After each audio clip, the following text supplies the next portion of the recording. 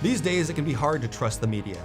What's true, what's fake, and who is behind the message? I'm a freelance journalist and videographer who has spent years studying the media. Now I'm taking a look at what local, regional, and national news stories mean to us here in North Central Washington. I'm Dominick Bonny, and this is Common Sense. Hello, and welcome back to another episode of Common Sense. I'm Dominick Bonny, and rather than beginning this episode with a historical anecdote, joke, quote, or quip, this week I want to pick up where we left off and jump right back into my interview with Chelan County Auditor Skip Moore about our voting system, because this is a very important issue to Americans both locally and nationally. But before we dive back into that interview, I'd like to mention that my second guest in this episode is none other than Earl Tilly, a pillar of the community here in North Central Washington, who served as a 12th District legislator for about 14 years, as well as the mayor of Wenatchee for the better part of a decade, and for the federal government as well. He has first-hand public service experience and understands government at every level. I've been lucky enough to get to know Earl and his wife Barbara over the last few years, and I wondered what a principled and intelligent retired public servant makes of the current state of politics, locally and nationally.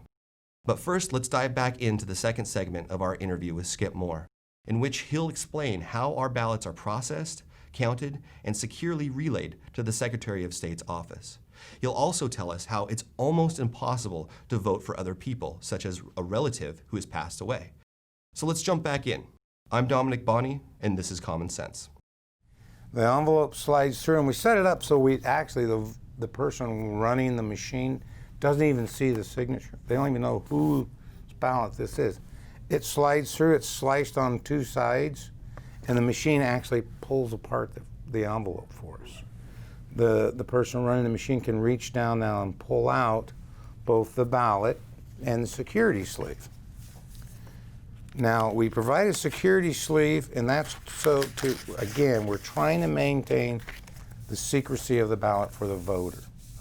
So once we've taken it out of this envelope, now we've got two different things. Your envelope's over here, your ballot is over here. And once you get 50 ballots stacked up here and 50 envelopes, the ability to pull out one of these and say, this is Skip's ballot is impossible, because they're randomized just through the opening process.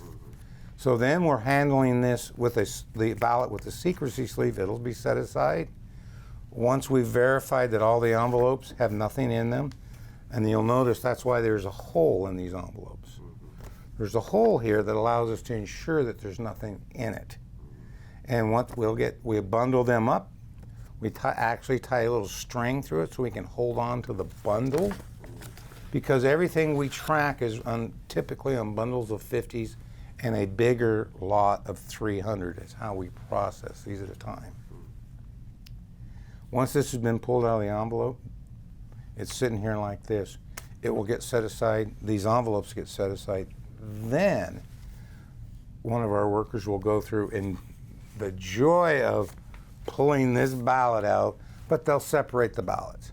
So as the ballots come out of the secrecy sleeve, even though you may be able to see how somebody may have voted, you don't know who that is.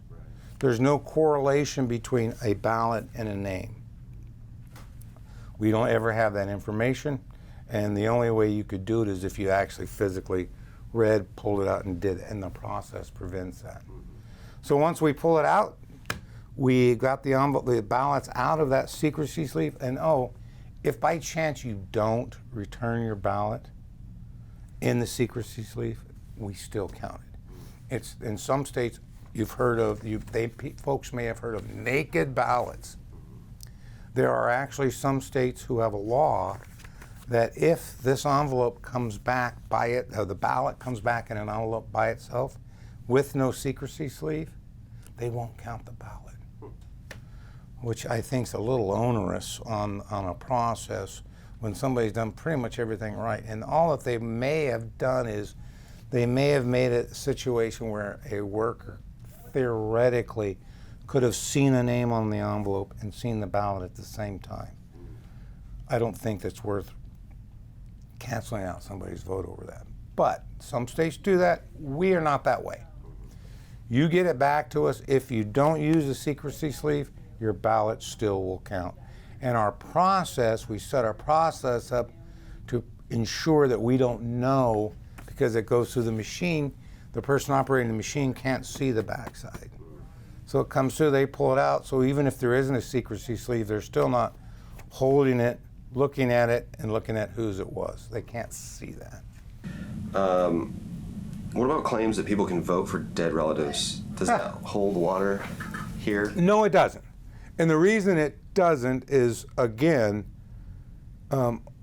several things can happen. A person can, obviously, if they get a hold of somebody's envelope when we mail them out, and let's say somebody has passed, and it comes to the residence. Well, the key is when that person tries to, if they are attempting to vote for a relative that's passed or doesn't live there anymore, it's the signature.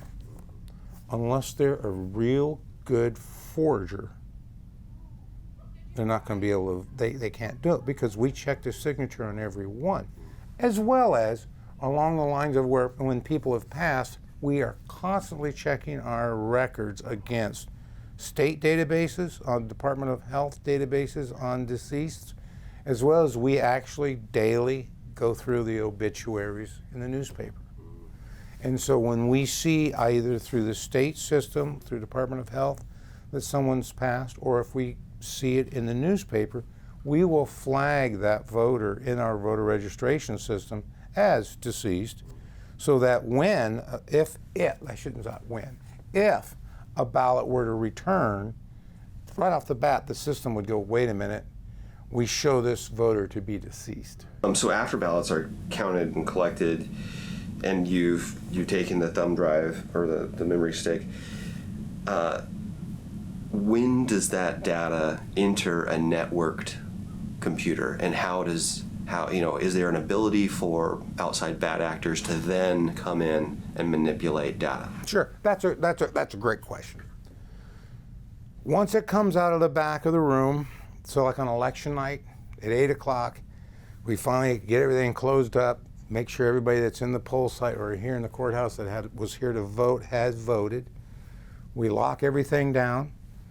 We go in the back, we pull the data from one, place it in the tabulator, spin the numbers as it were. Basically the ones and zeros from the images is turned now into results. That stick comes out of that results computer. That's basically a document with results. The first thing we do is we print out a PDF of that on our system. Then we upload that data to the state. Now the question is, a bad actor involvement in there. That stick never goes back. So we never stand the chance of cross-contaminating from a network back into the tabulation machine. So that memory stick, once it comes out of the tabulation room and comes out here, will never go back into that room. So we know that's how we're firewalling our tabulation system. Now, we all know once you plug something into an internet, it's susceptible to anything. However, at that point, all we're actually doing is using a report. We're putting a report onto a web page back in Olympia for the Secretary of State's office. So if someone were to, in between that and the Secretary of State's office and the internet, were to change the data, change the results is a better term to use. Yes, there would be something that would be skewed, but we print off when I hit in my I didn't bring this up and I should have. Once we do that data transfer, that computer back there's got results on it. We hit print. So we get a hard copy out of the tabulation machine. We've got that on our hand. Now we take the data on the stick and upload it to the Secretary of State's office. What pops up on the internet is compared to what came out of the machine before it went to the internet. And if they don't match, we know that somewhere in the transmission side, the data was corrupted. But we still got that hard copy paper that came out of the machine, and it's still going to be valid because that machine hasn't touched anything.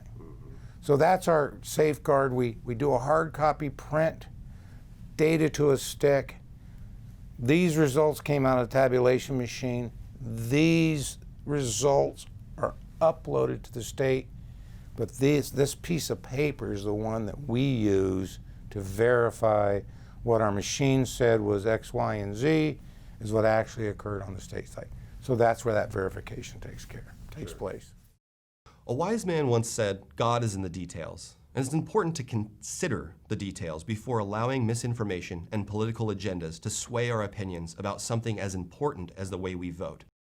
If you'd like to watch my full interview with Skip Moore, there's a link to the entire thing on Vimeo in the show notes, which you can find on ncwlife.com. Just go to the full episodes tab and find Common Sense.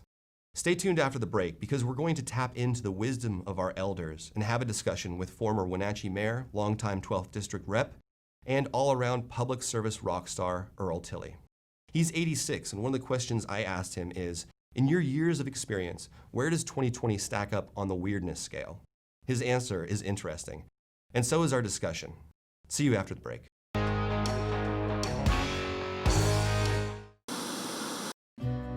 Businesses and individuals have trusted the experienced professionals at Financial Alternatives for their retirement and investment needs for 40 years. They offer a broad range of investments, annuities, and insurance solutions for people and businesses throughout Washington. Financial Alternatives will assist you in making informed decisions for your future. Call Financial Alternatives today and meet with their advisors.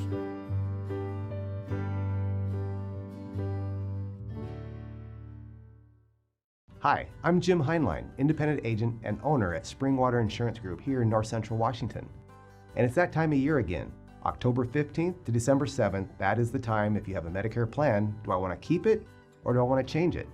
For any of those questions, give us a call at Springwater Insurance Group because we're independent agents. We don't work with one company, we work with many companies because all of you have different situations and needs. So if you have questions about 2021 Medicare plans, give us a call, 888-2600. With PUD rebates, we'll give you money to upgrade your house and reduce your energy footprint.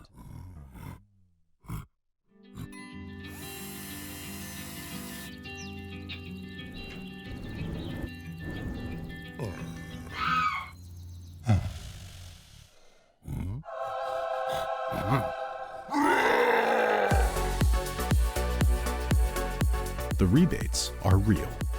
Visit conservationmakessense.org to learn more. The 2021 models are arriving at Sangster Motors. General Motors is on the move with the all-new 2021 Yukon. Yukon is redesigned from the ground up with a bold new look and all the latest technology. Also new is the Canyon AT4 pickup. This off-road equipped mid-size truck will challenge any rival for performance and value. Both of these models will offer Duramax diesel options for maximum power and economy. The American Challenge is game on at Sangster Motors now.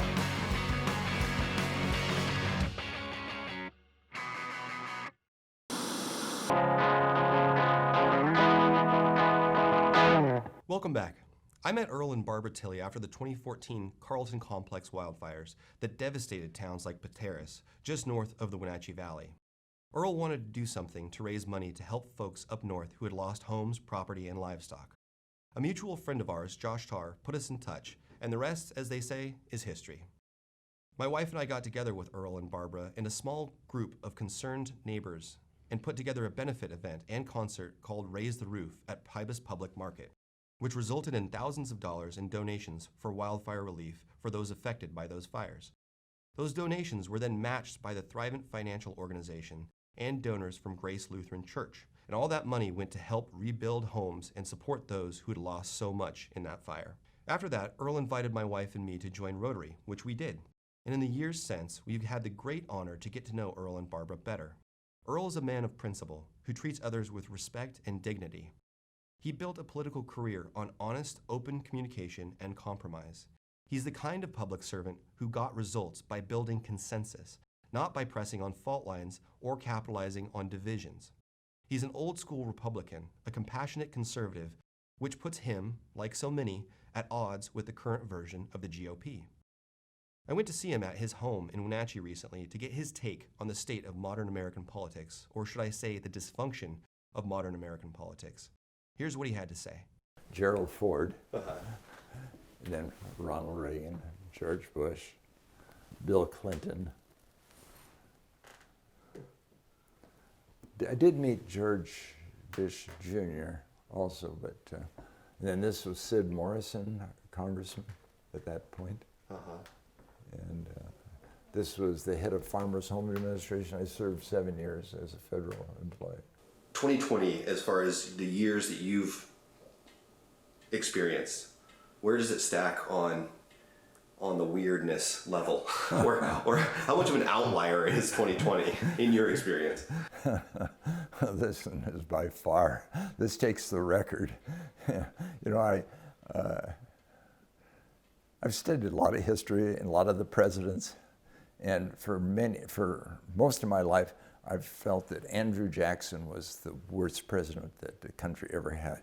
What he did to the Native Americans was, I mean, it was as bad as what the Nazis did to the Jewish people in the Holocaust. It was kind of our Holocaust. There were some other people that made, I think, bad decisions, even quite recently. But Dad used to teasingly say, I don't mind when people lie, but when they don't tell the truth. And, you know, but to be a bully, to bully people, I just think that's really bad. That's really bad. We don't need that kind of leadership. I want a person who's got some gentleness to them. Sure, they might get angry, they might, maybe their policies and so forth. So what I would look for in a leader is I want someone with vision and is civil in their discussions and have long-term goals that they can outline on what they're going to do. I don't want them talking bad about the other person. That's those sort of things we can discover if we're intelligent enough. What do you think about the current state of affairs when it comes to partisan politics? Oh, it's pretty sad right now. Starting from the top, the President Trump is just so demeaning to other people, and I doubted his capability right from the very first Republican debate in 2016 when he was so demeaning to that lady that was running, Carly, I can't think of her last name, but she was a former executive of Hewlett-Packard and so had strong credentials in management. And then he just kept picking people off almost every debate. It was sad to see. And basic conservative principles, I think, are very valuable, especially fiscal ones.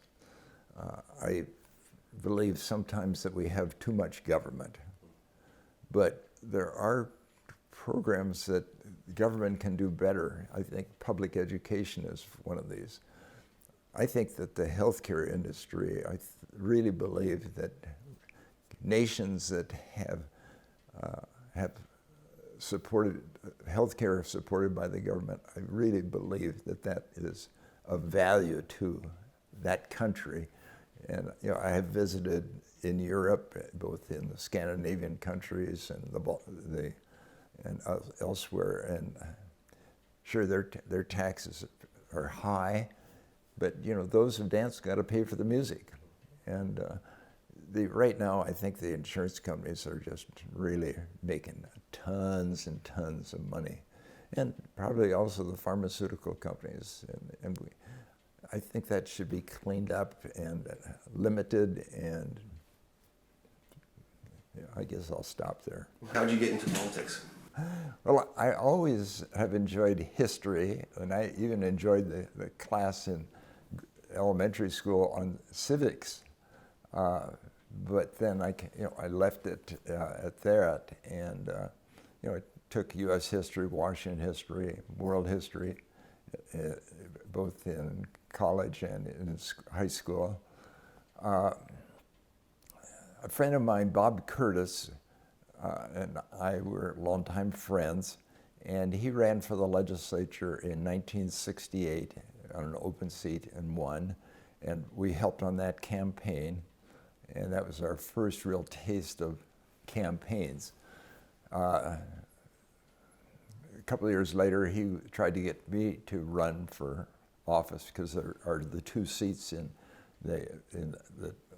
that time the 12th district. I was in business, young family, and I declined right away. A couple of years later, he and others came to me, and by then I had gotten involved at least in his second campaign, which was successful, and then his friend George Sellers was a longtime friend of mine also, and they both were leaning on me, and so was the Republican Party to run by that time against the Democratic incumbent. And I looked at it and I felt, this isn't my time. We have a baby that's not even a year old, and I said we should pray about it with Barbara and myself and make a decision. We prayed about it. Barbara says, I don't think we should. I said, I think I feel called to do it. And so we did, and it was the day before filing that we made that decision. So in a short time, we had to put together a campaign team, and fast forward, we were behind after the primary, but really worked hard, and especially Barbara worked very, very hard, and we won the general and went on to 6 more campaigns to win. And it was a neat experience. The part I didn't like was the hard-nosed partisanship. I really didn't feel comfortable with that. It made me uneasy that it was a Democrat idea that was a bad idea, and sometimes our Republican ideas weren't very good either. But you learned loyalty, and that was an important part of the expectation of serving in a partisan role. So six times being reelected to, that's the 12th district representative. Yes. Yeah, legislative. What did you learn? So how many years is that in the legislature? About 14. What are some of your biggest lessons that you learned? Well, I learned real early on that it's okay to disagree, but don't be disagreeable. And I carry that forward as long as I still feel that way today. And I hear a lot of people, even on the national scene. Last night, Dan Evans at his birthday party expressed that same thing. So when I was elected mayor in 1993, my co-commissioners, Pat Notter and Chuck Johnson, Pat was Public Works Commissioner and Chuck was Finance. They had not served in any kind of elective office, but they were very good people, and I suggested that one of the biggest things that I learned in politics is it's okay to disagree, but don't be disagreeable. And we served together for 6 years before I retired, and occasionally issues would come up, and I was the minority, and it got kind of warm, and they reminded me, Earl, remember what you said. We laughed and took the vote and so forth. And the form of government doesn't really matter as long as you elect good people. That's the key. My last question is always, is there anything that you think that the public should know just about your experience in public service that would help them have clarity about where we are as a nation, I guess, or even as a community, because the fact is that as much as maybe we don't want to admit it, what happens in Washington, D.C. and what the president says and does affects us right here in our own communities. Is there anything that you'd like to say just to the public? Well, this too shall pass. And we have very, very dear friends who I know are going to be voting for Mr. Trump. They think he's done a great job. And the stock market is up. But there's more to leadership than that. And the real fact is that our previous President Obama was George Bush Jr. And he deserves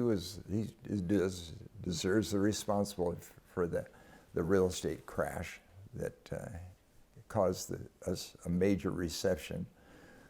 Obama inherited that, and things got coming back, and so at the time that in 2016, by 2016, 8 years later, the economy was coming back, the stock market was coming back, and so Mr. Trump, the incumbent president, he inherited that, which for some reason that seems to be overlooked.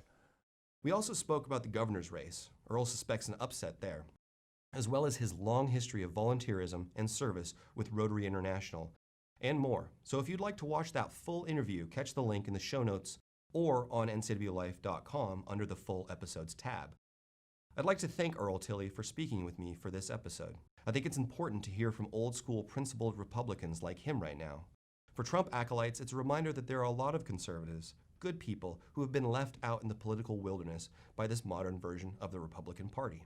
For folks on the left, it's a reminder that there are still Republicans who consider themselves compassionate conservatives, who would seek to strike compromises and work together for the good of the entire nation. The fact is that Donald Trump did not create divisions between us Americans. He merely exploits them to great effect. And there will be plenty of people who follow in his footsteps. But beware, because politics and public administration is not a zero-sum game.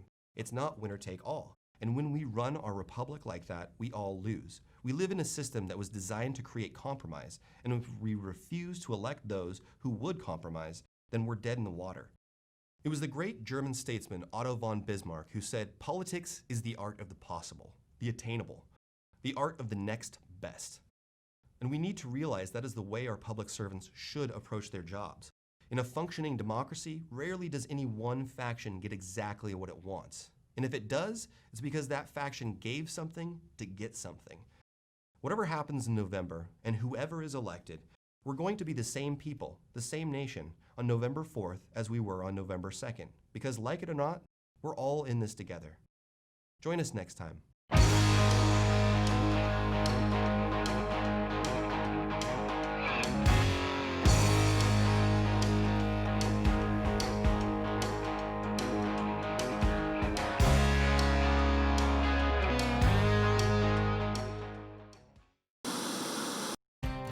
Merry Maids of Wenatchee has been professionally cleaning and sanitizing homes and businesses in North Central Washington since 1998. Merry Maids uses commercial-grade cleaners and viricides. Merry Maids has implemented additional safety and sanitation protocols. They are strictly following CDC guidelines for the safety of their clients and employees. For expert help with cleaning and sanitizing your home or business, call or look up Merry Maids of Wenatchee to schedule your free estimate today.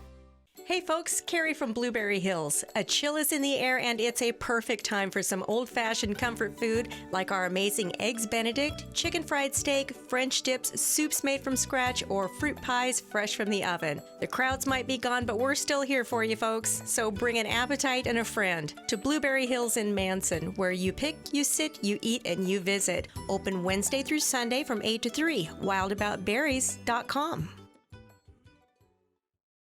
In a world afraid of technology, one man, one show. We'll bring you the newest innovations that may just change your life.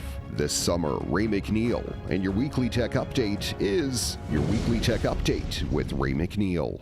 I'm Brian Thorpe with Global Car Care, and you're watching NCWLIFE channel.